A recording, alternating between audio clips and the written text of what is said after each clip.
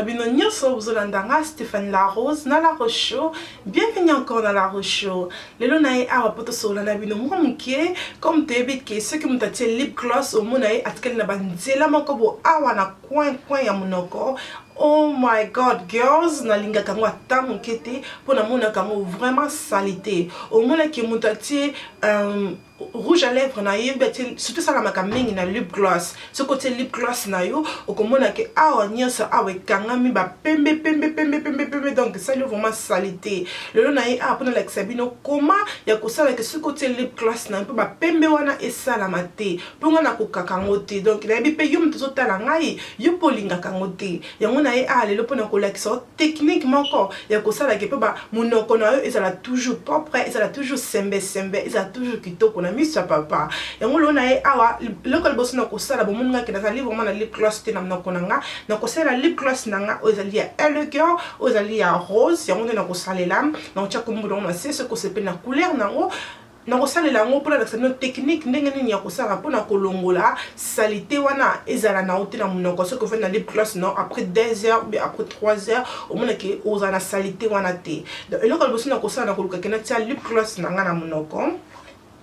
na kotia ngo na brosse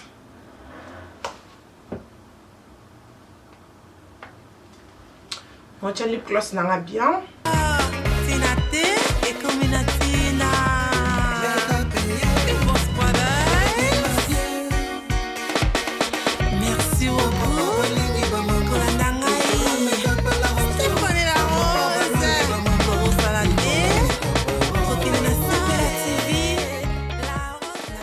Voilà, notre lip gloss nanga bozo mona et le quoi liboso ya kosala avant que okanga photo pour surtout la question au sali make-up no sili so tiem tout rouge à lèvres no ya suka bien lip gloss no le ko suka après ozo okanga photo avant que okanga photo bien avant que sola na phone avant que obima o solo la le ko o kosala tant aussi ko ça tant aussi ko tia lip gloss na yo et le ko o kosala ko zo demi sapina o boye mi sapina zala sûr que mes sapinayo ils appellent propre aux yeux de mes sapinayo côté la kata munoko na yo do ya monde nazo la sabino sikoyo na côté de mes sapi o na kata munoko na ngai na côté mon boye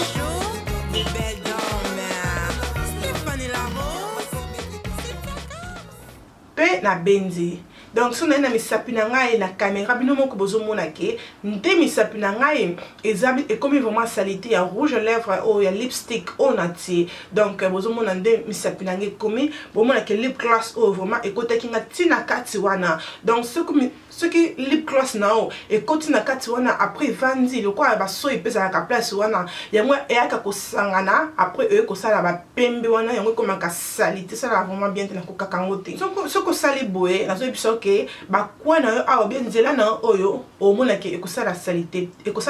te ata pour la 2 heures ata pour la 3 heures tu yo ba sur lip gloss na yo ce que mona ke esili pe okomona ke ba lip gloss msunet oyo elekel ebimaka ebele ce que sala attention tout mona ke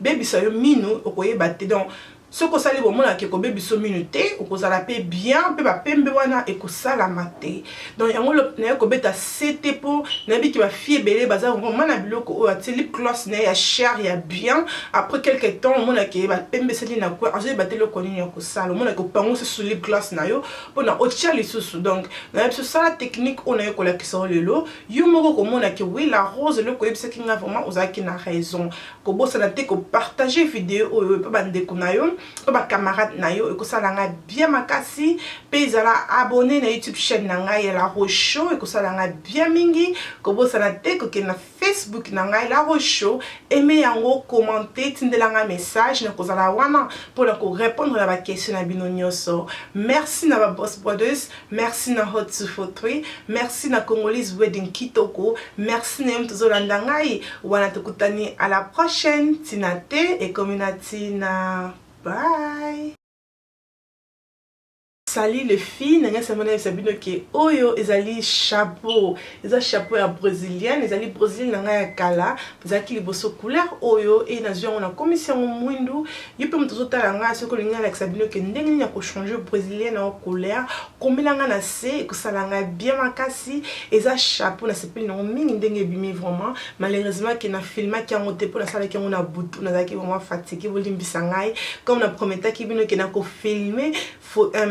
chapeau on a kosala lisusu na koluka na filmer les bino pour bon monde yango malheureusement on a filmé ki yango te mais la sabino yango quand même eza vraiment facile pour nous ça là ezaka ko kata liboso et na sima na katite eza chapeau pour un kokaka brésilien ko karaté basala nga ya plante so basala nga ya plante na comme ko kwanza makasi après une semaine mona ke na longoli yango yango na linga ka chapeau pour chapeau za question na ke de musala na bima na lati yango après na zonga ndako na longoli yango donc eza vraiment bien merci nyam tozota la ngai ko bosa na tiso na posa na sabino ndenge nya ko tia brésilien couleur comme na nga na se pe so na posa comme na look o ndena sali boye ndenge nya ko kata suki na peu makitoko ndenge nya ko sala chapeau na yo pour na sama et que ça la bien mingi donc yango na sali libino boye merci beaucoup comme na lobike eza nango chapeau dans la sabino chapeau. Oh, donc pour ça que ça yo. Ce que je dis que vous allez la fête na encore, vous allez pour ça que la rose a maquillé yo. Comment ça été? Comme na Facebook na la roche. Merci. Bye. Cut.